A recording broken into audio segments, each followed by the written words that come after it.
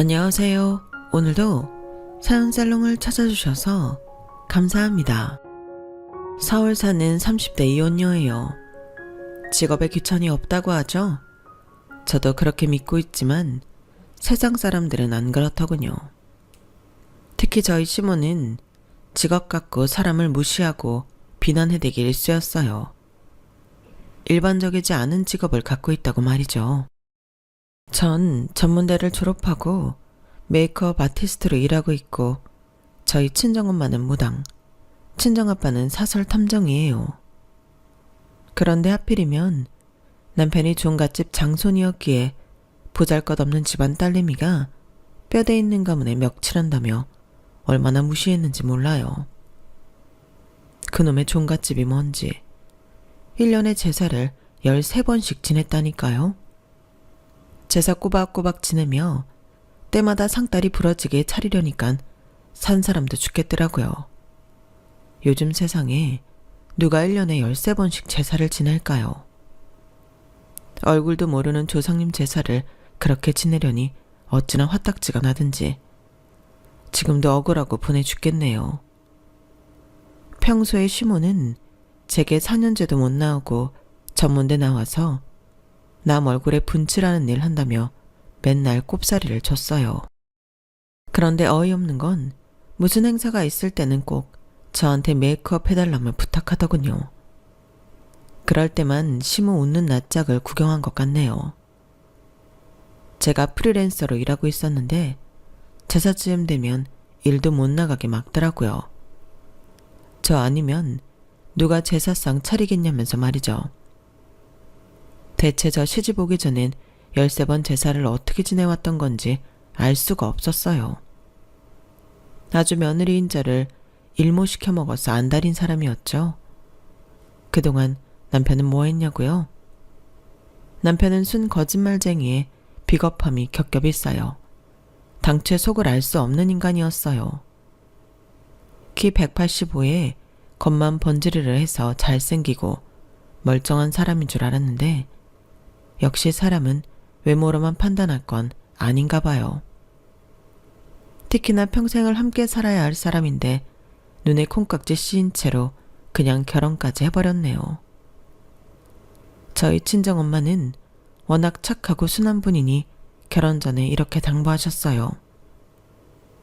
미연아, 여자는 결혼하면 벙어리 3년, 귀머거리 3년, 장님 3년이라고 했어. 아무리 너와 강서방이 쿨한 신세대라고 해도 무던한 인내심이 필요한 게 바로 결혼 생활이야. 요즘 이혼도 쉽게 생각하는 시대지만 웬만하면 이혼하지 말고 최대한 노력해봐. 끝까지 말야. 하지만 전 친정엄마 말을 지키지 못하고 남편과 끝내 갈라서고 말았네요. 이러한 선택은 저희 엄마 탓도 있어요. 어렸을 적 저희 친정엄마가 친할머니로부터 끔찍하게 당한 시댁살이를 목도했기 때문이에요. 친정엄마가 아빠와 만나고 절 임신하고 결혼하게 된 스토리를 들으면 진짜 끔찍한 스릴러 영화를 보는 것 같아요. 그놈의 시댁 때문에 말이죠. 절대 이혼은 안 된다는 엄마 말 안 듣고 이혼해버린 건 잘한 일 같아요. 제가 엄마처럼 인내하며 살다가는 미쳐버렸을 거예요. 아마 남편과 저 사이에 아이가 없었기에 더 쉽게 결정 내릴 수 있었던 것 같기도 하네요. 결혼하자마자 아이를 둘, 셋 정도는 바로 갖고 싶었어요. 평소에 지나가는 아이들만 봐도 너무 귀여워 죽겠거든요. 그런데 아이와 관련된 문제도 얘기하자면 한숨만 나오네요. 제 탓이 전혀 아니었거든요. 남편과 시댁만 생각하면 아직도 자다가도 벌떡벌떡 일어나요. 너무 억울한 부분이 많았기 때문이에요. 사연살롱 구독자 여러분들께서 제 억울함 좀 풀어주시겠어요? 더불어 기구한 운명을 살아온 우리 엄마의 한도 좀 풀어주세요. 본인이 나름 무당이라 다른 영혼들의 한은 잘 풀어주면서 정작 본인 마음속에 쌓인 한은 못 풀고 있네요. 우리 모녀의 기가 막힌 사연을 한번 들어봐 주세요. 그럼 지금부터 시작할게요. 저희 엄마 아빠는 현재 소박하고 행복하게 잘 살고 계세요. 아마 친할머니 친할아버지가 애초에 안 계셨었다면 처음부터 지금까지 쭉 행복하게 살 수 있었을 거예요. 하지만 그놈의 돈이 뭔지 아빠 집안이 지방에서 꽤 크게 피역 사업을 하셨기에 아빠는 완전히 그 지방 프린스였어요. 실제로 아빠 보고 도련님이라고 부르시는 그 지역 어른들을 많이 보기도 했고요. 할아버지가 전쟁 때 이 지역으로 피난와서 자수성가하며 일으킨 사업이라고 하더군요. 그러니 할아버지와 할머니는 며느리도 돈 많은 집안 딸내미가 들어와 자신들이 일으킨 부를 더 증폭시키고 싶었겠죠. 원래 돈 있는 사람이 더 욕심 많이 부리는 법이잖아요. 그런데 거의 고아나 다름없는 울 엄마가 공장에 말단 직원으로 들어와서 울 아빠랑 눈이 맞아버리니 우리 할머니 입장에선 엄청나게 충격이었겠죠. 아빠와 엄마 사이가 들킨 이후로 핍박받은 이야기는 정말 눈물 없인 들을 수 없는 스토리예요.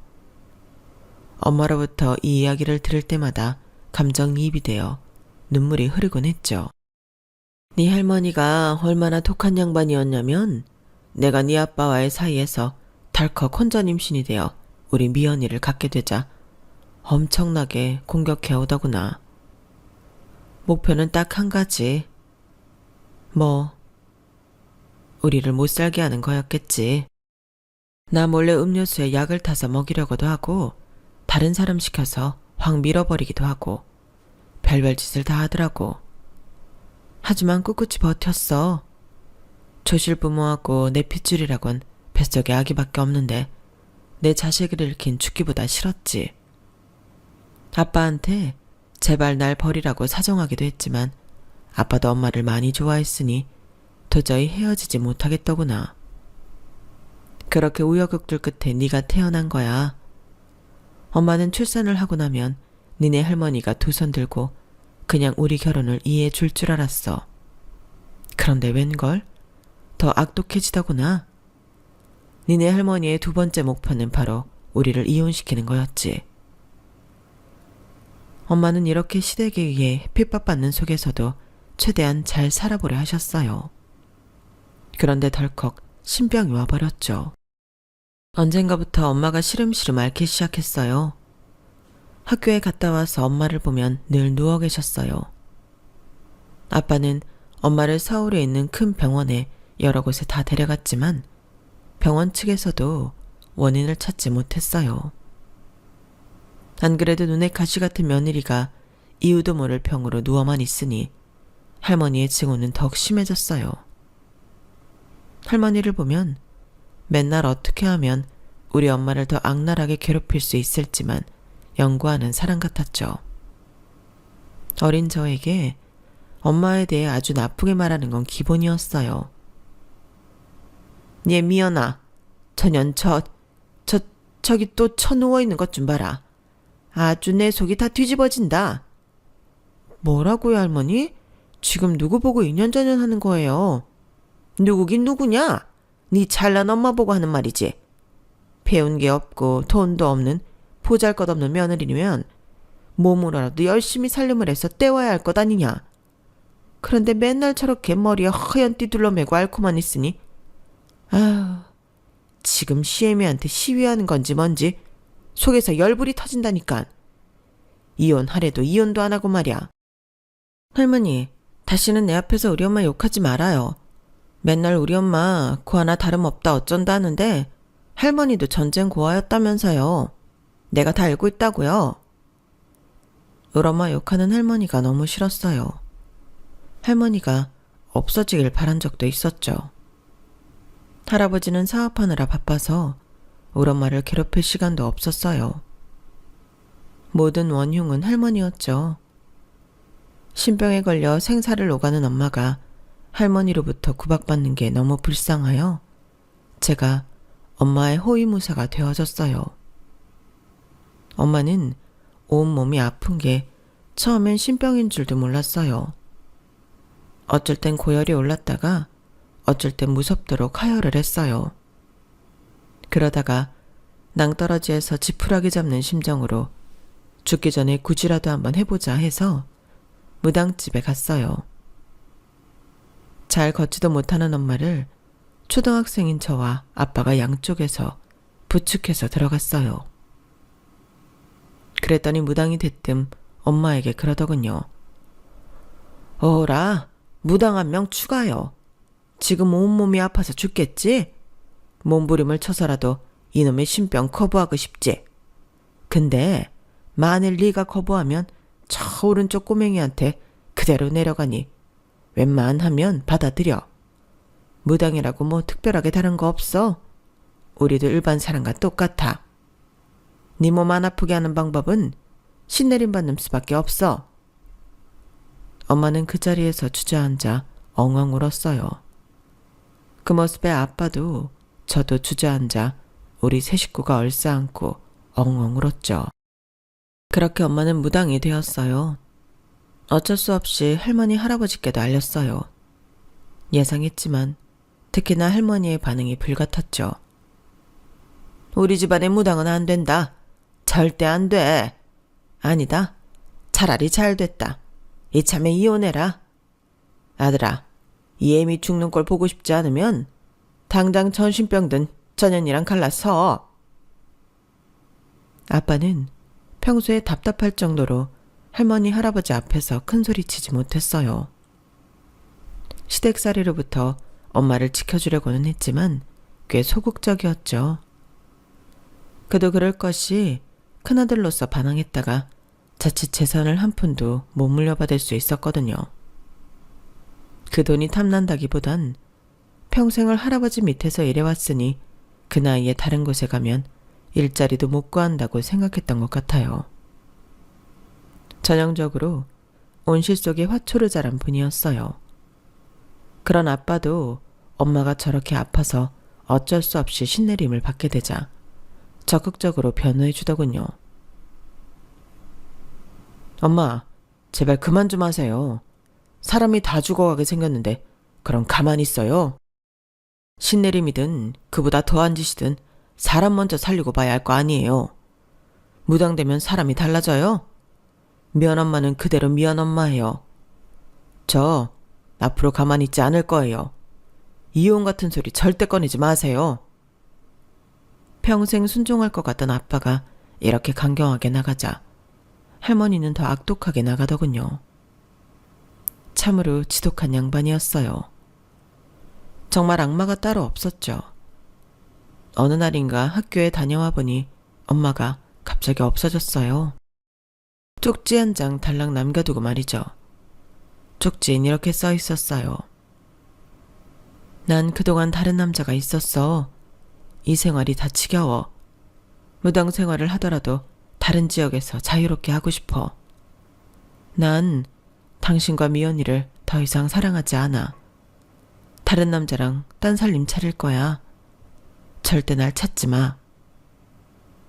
책임감이라면 전쟁터에 나간 군인보다 더 투철한 우리 엄마가 저와 아빠를 뒤로하고 집을 나가버리다니 믿을 수 없었어요. 너무 큰 충격이었죠. 울부짖으며 아빠에게 당장 전화했어요. 아빠, 엄마가 쪽지만 당장 남겨놓고 집을 나갔나 봐요. 얼른 집에 들어와 봐요. 큰일 났어요. 곧 아빠가 왔고 아빠는 당장 경찰에 신고했어요. 경찰 대동하에 우린 다 같이 집 밖에 설치된 CCTV를 확인했어요. 그런데 엄마는 이 집을 제 발로 걸어나간 게 아니더군요. 아빠 말에 의하면 그 쪽지조차 엄마의 필체가 아니었어요. 누가 썼는지는 뻔할 뻔짜였죠. 엄마는 거의 끌려나가다시피 구급차에 실려 어디론가 급히 갔어요. 뒤에서 할머니가 팔짱 끼고 노려보는 것까지 CCTV에 찍혀 있었죠. 멍청한 할머니의 어설픈 계략이었던 거예요. 아빠는 경찰을 돌려보내고 할머니를 당장 소환했어요. 엄마, 미연 엄마 어딨어요? 엄마가 미연 엄마를 구급차에 실어서 어디로 보내버린 거예요? 대체 미연 엄마 어딨어요? 당장 사실대로 말해주지 않으면 나 진짜 가만 안 있을 거예요? 뭐야? 너 이 엄마한테 대드는 거냐? 너 와이프한테 미쳐서 자꾸 까불면 엄마랑 아버지가 너한테 유산 한 푼도 안 물려주는 수가 있어. 이 세상에서 가장 중요한 게 돈이야. 돈 없으면 너 어떻게 살려고 그렇게 눈을 희번떡거리며 뻗대? 엄마, 나 돈 필요 없어요. 오늘부로 나 엄마랑 절연합니다. 자식 없는 셈 치세요. 양자를 드리던가 마음대로 하라고요. 얼른 미연 엄마 어디 있는지만 말해요. 나 미치는 꼴 보고 싶지 않으면 얼른 말하라고요. 할머니는 분함에 부들부들 떨면서 쪽지에 대충 전화번호 하나를 적어서 던지시더군요. 신병인지 무당인지 그거 다 망상이고 정신병이다. 정신병 걸린 년을 정신병원 가서 먹여주고 재워주며 치료해주겠다고 보낸 걸 뭐 그리 대단한 일이라고 길길이 날뛰냐? 참네. 참으로 어이없죠. 할머니가 며느리인 우리 엄마를 정신병원에 강제로 감금시켜버린 거예요. 저와 아빠는 당장 엄마를 데리러 해당 정신병원으로 찾아갔어요. 그리고는 바로 빼내왔죠. 엄마, 우리 엄마 미치지 않았는데 왜 여기 와 있어? 아빠가 할머니랑 할아버지 다시는 안 보겠다고 했어요. 이제 그런 악마 같은 사람들 보지 말고 우리 가족끼리 행복하게 살아요. 그래, 미연아. 엄마가 다시는 미연이랑 아빠 못 보는 줄 알았어. 너무 무섭고 외로웠는데 이렇게 찾아와줘서 고마워. 다 이 엄마가 부족한 탓이야. 우리 미연이 말대로 우리 가족끼리 똘똘 뭉쳐 잘 살아보자. 돈이 뭐가 중요해. 가족이 행복하게 살면 됐지. 원래도 엄마한테 잘해주던 아빠였지만 그 순간부터 정말 엄마를 공주 대접해준 것 같아요. 지금 이 순간까지도 말이죠. 아빠는 본인이 했던 말대로 할머니 할아버지와 연을 완전히 끊고 독립해 나왔어요. 대궐 같은 집에서 따뜻하게 살다가 한순간에 단칸방 사글세 신세가 되고 말았죠. 하지만 지금 생각해보면 그때 당시가 가장 행복했던 것 같아요. 제일 가난했지만 말이죠. 얼마간은 엄마의 무당 수입으로 우리 세 가족이 먹고 살아야 했어요. 아빠가 곧바로 직업을 찾진 못했거든요.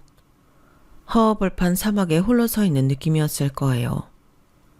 항상 할아버지가 시키는 일만 하다가 스스로 돈 벌 일을 찾으려니 쉽지 않았겠죠.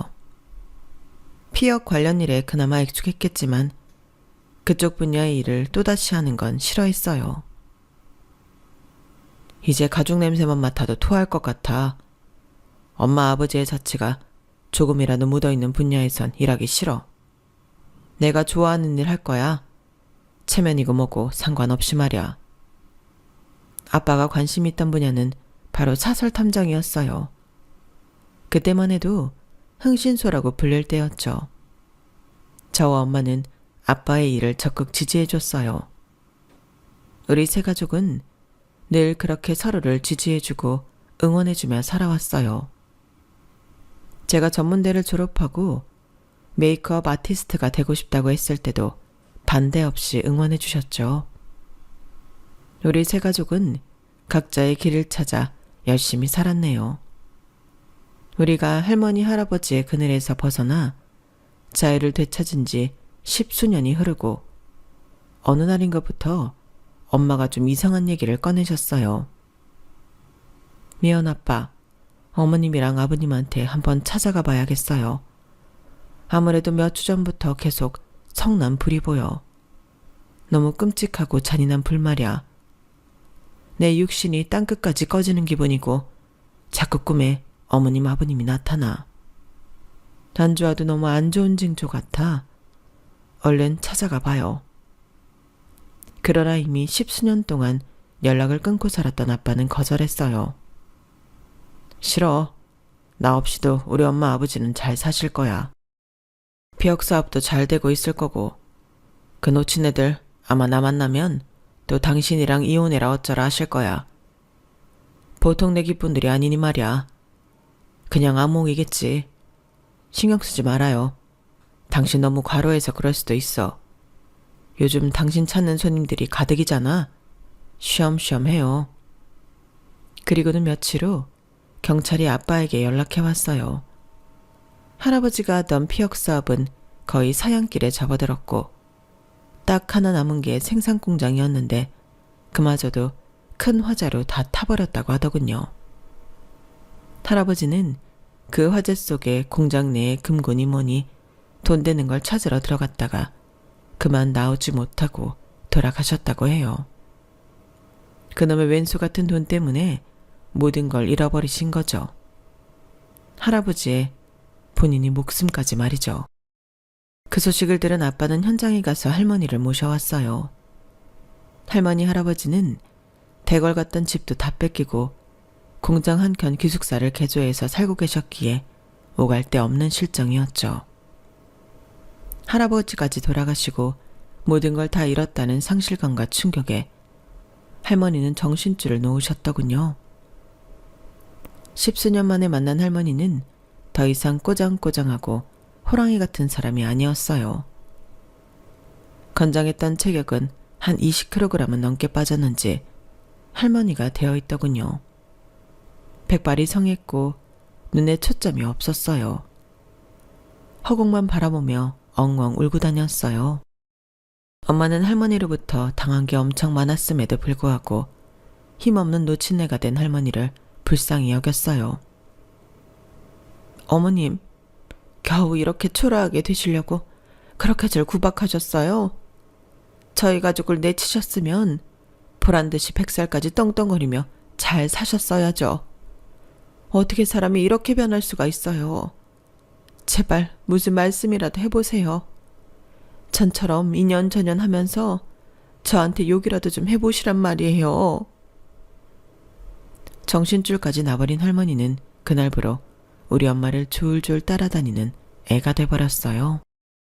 그것도 모자라 우리 엄마한테 늘 엄마, 배고파 하면서 말이죠.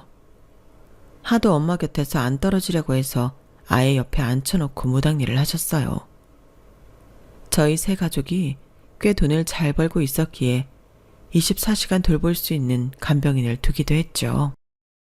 예전 일 생각하면 꼴도 보기 싫은 할머니였지만 엄마가 하도 할머니를 애처로워하니 저도 측은지심이 생기더군요. 참 마음씨 좋은 우리 엄마다운 행동이었죠. 아빠도 일을 하지 않는 시간엔 모조리 할머니 돌보는데 에너지를 쏟아 부었어요. 그런 저희 가족의 노력에도 불구하고 할머니는 딱 1년 반 정도 사시다가 저 세상으로 떠나버리셨어요. 예고도 없이 갑작스레 쓰러지셔서 중환자실에 들어가게 됐고 얼마 못 사신다고 하자 엄마가 잠깐 일을 제쳐두며 할머니 곁을 지켰어요. 할머니는 그토록 구박하던 며느리 품에서 결국 돌아가셨죠. 할머니 장례와 굿까지 정성스레 해드렸어요. 그 과정에서 가장 많이 운 것도 저희 엄마네요. 전 아직까지도 엄마의 심정이 이해가 잘 안 가요. 저 같은 평범한 사람의 머리로는 아마 죽을 때까지 그 큰 뜻을 헤아리지 못할 것 같네요. 우리 가족은 다시 일상으로 돌아왔어요. 저는 정말 밤과 낮, 새벽을 가리지 않고 미친 듯이 열심히 일했거든요. 그 결과 메이크업 아티스트로 꽤 이름을 알리게 되었어요. 유명한 사람들을 직접 만나 가까이서 메이크업 해주니 신기하기도 하더라고요. 20대엔 한 2명의 남자와 데이트도 몇 번 했어요. 그런데 제 일이 프리랜서다 보니 일하는 시간도 일정치 않았고 일 욕심이 있다 보니 남자와 데이트하는 시간 자체가 좀 아깝게 느껴지더군요. 그러다 보니 진지한 관계로 발전할 수가 없었죠 뭐. 그렇게 30대가 되자 약간 똥줄이 타기 시작했어요. 비혼주의도 아니고 아이 2, 3 정도 낳고 행복한 가정 꾸리며 살고픈 꿈이 있었거든요. 그런데 현실은 맨날 눈 뜨면 일만 하러 다니니 이러다 노처녀로 늙어 죽는 게 아닌가 싶었어요. 그때부터 제가 일을 열정적으로 했듯이 결혼할 남자도 열정적으로 찾았던 것 같아요. 주변 사람들한테 아쉬운 소리 잘 못하는데 괜찮은 남자 소개시켜달란 부탁도 넙죽넙죽했어요. 밥 한 끼 사주기도 하고 공짜로 메이크업도 해줘가면서 말이죠. 그렇게 소개팅을 몇 번 했는데 다 꽝이었어요. 제가 소개팅남을 괜찮게 생각하는 경우엔 그 남자가 절 퇴짜 놓았어요. 반대로 진짜 별로인 사람이 저한테 대시하기도 했죠. 소개팅으로 짝을 찾기가 정말 어렵더군요. 그런데 남자친구를 의외의 경로로 찾게 되었어요. 저의 SNS를 보고 모르는 남자가 메시지를 준 것이었어요. 본인은 초등학교 교사며 집안도 다 교사 집안이고 이상한 사람 아니라고 설명을 장황하게 했어요. 그러면서 절 한번 실제로 만나보고 싶다더군요. 뭔가 귀여웠어요. 학생들 가르치는 교사가 설마 이상한 사람이겠어 싶어서 저도 좀 예쁘게 꾸미고 약속 장소에 나갔어요. 저도 그 남자를 사진으로만 접하고 나갔는데 얼굴이 워낙 작아서 사진상으로는 키가 작아 보이더군요. 그래서 약속 장소에서 키 작은 남자만 찾고 있었는데 저쪽에서 웬 마네킹 같은 사람이 걸어오더라고요. 얼굴이 영화배우 뺨치게 잘생기고 키도 크고 무엇보다 비율이 마네킹 비율이었어요. 그 남자의 얼굴 뒤로 후광이 비치더군요. 제 머릿속에선 종이 울렸어요. 첫눈에 완전히 반해버렸죠. 하지만 첫 만남에 체면은 차려야 했기에 최대한 정신 차리고 흠뻑 빠진 티를 안 내려 했어요. 그래도 자꾸만 저절로 올라가는 입꼬리를 주체할 수 없었죠. 장태수 씨 맞죠? 키가 이렇게 크신 줄은 몰랐어요. 제가 모델 메이크업도 굉장히 많이 했었는데 모델보다 더 모델 같으시네요. 과찬해 주셔서 감사합니다. 미연 씨야말로 너무 멋지신데요. 사실 미연 씨 개인 홈피 보고 너무 근사한 여성분이라는 생각을 많이 했어요. 메이크업 아티스트라는 말이 딱 맞는 것 같아요. 작업하신 결과물 사진으로 봤는데 정말 예술가가 따로 없더군요. 꼭 한번 개인적으로 만나 뵙고 싶었는데 이렇게 실제로 나와주셔서 진심으로 감사해요. 우린 첫 만남에 하하호호 죽이 잘 맞았어요. 서로 동갑내기라서 더욱 통하는 부분이 많았는지도 모르겠네요. 여튼 혹시라도 이상한 사람이 나오면 어떡하나 걱정했는데 다행이었어요. 그 남자도 절 좋아하는 게 눈에 보였기에 우리는 누가 사귀자는 말을 할 것도 없이 빠르게 연인이 되었어요. 남친 말대로 본인은 물론이고 가족들도 다 교사 출신이더라고요. 이 남자와 결혼까지 할지 안 할지는 확신이 안 섰지만 제가 겪어본 선생님들은 다 좋으신 분들이었기에 뭔가 안심이 됐어요. 그런데 완전히 성격 파탄인 선생도 있다는 걸 남친의 엄마를 만나고서야 알게 됐죠. 어쨌든 그땐 전혀 몰랐어요. 제가 스스로 말은 섣불지고 불구덩이로 들어가는 짓을 하고 있다는 걸 말이죠. 우리 커플은 나이가 둘 다 30대니 결혼을 생각하지 않을 수 없었어요. 만난 지 오래되지 않았지만 바로 결혼 약속을 덜컥 해버렸어요. 서로에게 콩깍지가 씌인 상태였기에 우리 둘인 서로의 집안 배경이나 직업 등에 대해서 다 오케이 했어요.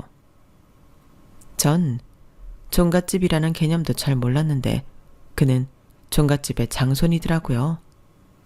뭐 전통 있고 뼈대 있는 집안이니 오히려 좋다고 생각했어요. 실제로 종갓집 며느리가 돼보니 아주 죽을 맛이었지만 뼈저리게 후회할 땐 이미 늦은 상태였죠. 상견례 자리도 급하게 잡았어요. 제가 남친에 비해 돈을 못 버는 것도 아니니 딱히 꿀릴 게 없다고 생각했어요. 하지만 예비시 모은 생각은 전혀 다르더군요. 난 남의 얼굴에 분칠이나 해주는 여자 따위 며느리로 들이고 싶지 않다. 너 우리 집안이 어떤 집안인 줄 잘 알고 있지? 유서 깊은 가문에 우리 가족 모두 교사 출신이라. 태수 아버지가 좀 빨리 돌아가신 게 안타깝긴 하지만 그렇다고 이 집안의 뼈대가 무너지는 건 아니지. 그런 우리 집안을 지금 네가 무너뜨리려 하고 있어. 그리고 어이 아줌마, 무당이라고요? 아이고 참 기가 차서. 그리고 그쪽 아저씨는 뭐요? 흥신소? 미연이 너도 전문대밖에 안 나왔다며? 자식은 애미 머리 담는 법이다. 우리 태수는 종갓집 장손이라 반드시 아들을 낳아야만 하는데 네 머리 닮은 아들 낳으면 어쩌냐? 그리고 우리 아들 명의로 주택 한 채 있는 거 알고 있지? 그건 어리고 지금 우리 아들이랑 결혼하려는 거 아니냐? 요즘 세상에 집 해오는 남자 흔치 않잖냐? 전 예비시모의 이야기에 어이가 없었어요. 예비시모가 언급한 남친 명의로 된 집은 정말 다 쓰러져가는 코딱지만한 주택이었거든요. 한 2, 3억이나 하려나? 하여튼 고급 주택은 전혀 아니었죠. 게다가 우리 엄마 아빠를 어이, 아줌마, 아저씨라고 부르는 무례한 태도하며 여러모로 분노가 치밀어 올랐어요. 이 결혼이 이 자리에서 파탄나도 좋다고 생각하며 받아쳤죠. 어머님, 저희 부모님한테 아줌마 아저씨가 뭔가요? 어머님 교사였다면서 이렇게 교양 없이 나오실 거예요, 정말? 저 정말 열심히 살았습니다. 사회에서 충분히 인정도 받고 수입도 태수 씨보다 높아요. 그런데 제가 왜 이런 취급을 받아야 하죠? 이 결혼 안 하면 그만입니다. 엄마 아빠 일어나세요. 집에 갑시다. 전 아빠와 함께 먼저 휙 나와버렸지만 엄마는 예비시모에게 다가가 웃음에 연락처를 묻더군요. 본인도 화가 날 법도 한데 역시 우리 엄마는 정말 대인배였어요. 남친이 우리 가족을 쫓아와 어떻게든 다시 대화해보려 했지만 전 마음의 문을 닫아버렸어요. 그런데 남친이 그 이후에도 계속 매달렸고 무엇보다 예비시모가 제게 호의적으로 변했더군요. 남친과 남친 엄마가 저희 집 앞에서 절 기다리며 웃는 얼굴로 사과까지 하더군요. 남친 엄마의 180도 달라진 반응이 너무 어색했지만 한편으론 놀랍기도 했죠. 예미연아, 안사돈이랑 얘기 잘 맞췄다. 그땐 내가 좀 너무했지? 이제 그만 섭섭해하고 다시 우리 아들하고 결혼 잘 추진해봐. 이왕 이렇게 된 거 인연이다 생각하고 며느리로 인정해 줄 테니? 저희 엄마가 어떻게 예비시모를 구워 삶았는지 궁금해지더군요. 엄마한테 여쭤봤지만 말해주지 않았어요. 어쨌든 찜찜한 마음을 뒤로한 채 저 또한 아직 남친을 사랑하는 마음이 있었기에 맞바람에 개눈 감추듯 얼른 결혼식까지 마쳤어요. 혼인신고도 하고 말이죠. 메이크업 아티스트라서 일을 하면서 종갓집 며느리 역할까지 하는 건 정말 고된 노동이었어요. 좁은 집에 손님들은 왜 그리도 많이 오는지 하도 많아서 누가 누군지도 모르겠더라고요. 얼굴도 모르는 죽은 조상 제사를 지내다가 사람인 제가 죽게 생겼더군요. 그래도 아직은 신인 며느리이니 책 잡히지 않으려 최선을 다했어요. 종갓집 며느리인 절 보는 시댁 쪽 친척들마다 매번 하는 소리가 똑같았어요. 그래서 장소는 언제 보여줄 건데? 꼭 아들 낳아야 한다. 종갓집에서 딸 낳아봤자 쓸모도 없는 거야. 결혼한 지 언젠데 아직도 애가 없어. 꼭 기억해라. 고추 달린 아들이다 아들. 그놈의 아들 타령 정말 지겨웠어요. 하지만 자꾸 주변에서 쪼아대니 저도 아기를 빨리 갖고 싶은 심정이었어요. 생각보다 아이 갖는 게 어렵더군요. 그때쯤에 시모도 엄청 쪼아대고 있었기에 그 또한 스트레스였죠. 에휴, 20대 며느리를 데리고 왔어야 하는데 30대 며느리를 들였더니 이렇게 애가 안 생기네 그려. 총갓집 체면이 말이 아니다. 너 때문에. 니네 엄마 용한 무당이라며. 니네 엄마한테 가서 굳이라도 버리던가 해서 애 좀 만들어 와봐라. 이럴 때라도 써먹어야지. 니네 엄마도 또 뭐하냐? 혹시 무당이라고 사기치고 다니는 건 아니고? 제 욕은 참아도 울 엄마 욕하는 건 못 참겠더라고요. 어머님, 왜 가만히 있는 우리 엄마 욕해요? 어머님은 교사 퇴직하시고 연금까지 다 날릴 만큼 사치왕이잖아요. 어머님보다 알뜰하게 열심히 살고 있는 우리 엄마가 100배 나아요. 시모도 딱히 살 곳이 마땅치 않았기에 남편 명의인 주택에서 함께 살고 있었는데 시댁살이가 정말 힘들었어요. 방에서 펑펑 운 적이 한두 번이 아니었죠. 어쨌든 더 나이 들기 전에 아이를 갖고 싶었기에 남편과 병원에 가보자고 했어요. 하지만 남편은 자연적으로 임신하기를 원한다면서 매번 거부하더군요. 어느 순간 제가 폭발해버렸죠. 몇 년을 노력해도 안 생기는 걸 언제까지 자연적으로 생기길 기다리자는 거야? 나 맨날 어머님한테 구박받는 거 보고도 그래? 나 힘들어. 더 이상 자기랑 어머님 비위 맞추고 시댁 제사 지내는 거 못하겠다고. 이렇게 살 거면 차라리 이혼해. 저의 폭탄 선언에 남편은 화들짝 놀라며 이실직고 하더군요. 자기야, 놀라지 말고 들어. 나 예전에 축구하다 다쳐서 혼자 비뇨기과 검진을 받은 적이 있어. 그때 처음 알았어. 나 무정자증이라는 걸. 뭐? 무정자증? 그게 무슨 말이야? 정자가 없다는 거야? 지금 장난해? 그럼 당신은 아이를 가질 수 없는 남자라는 거야? 근데 왜 당신 가족이며 친척들은 나보고 애기 낳으라고 난리야? 왜? 내가 무정자증인 걸 몰라. 비밀로 해줘 제발. 최대한 끝까지 비밀에 붙이고 싶어. 엄마나 다른 친척 어른들도 장선이 나만 바라보고 있는데 실망시키기 싫어. 순간 정말 등신 같은 남편을 때려 죽이고 싶은 걸 참고 또 참았어요. 그럼 나만 병신대라는 거야? 애 못 낳는 여자로 끝까지 남는 거냐고. 나 구박받는 거 보고도 비밀에 붙이라는 말이 나와? 남편은 제 앞에서 무릎까지 꿇으면서 비밀로 해달라는 말을 100번도 더 하더군요. 언젠간 본인 입으로 가족들한테 밝히겠다면서 말이죠. 전 이 결혼을 계속 지속시켜야 하는 건지 너무 혼란스러웠어요. 그런데 남편에 대한 신뢰를 완전히 잃게 되는 또 다른 사건이 벌어지고 말았어요. 아주 낡은 주택이었기에 다락방이 있었는데 그곳까지 청소를 하다가 웬 핑크색 일기장을 발견했어요. 내용이 많이 적힌 건 아니었고 앞에 5, 6장 정도만 글이 적혀 있더군요. 글 중에 남편과 시모의 이름이 나오길래 집중해서 끝까지 봤죠. 그런데 거의 막판에 힘겹게 써내려간 글씨가 너무 충격적이었어요. 내가 병으로 다 죽어가는 마당에 남자친구와 그의 엄마는 내게 남은 이 집을 뺏어갈 궁리만 하는 것 같다. 그들은 악마다. 내 어린 동생도 고아원에 보냈다고 한다. 내가 조금의 힘이 남아있다면 이 집을 내 동생 앞으로 남기고 싶은데 숨 쉴 힘도 없다. 슬프다.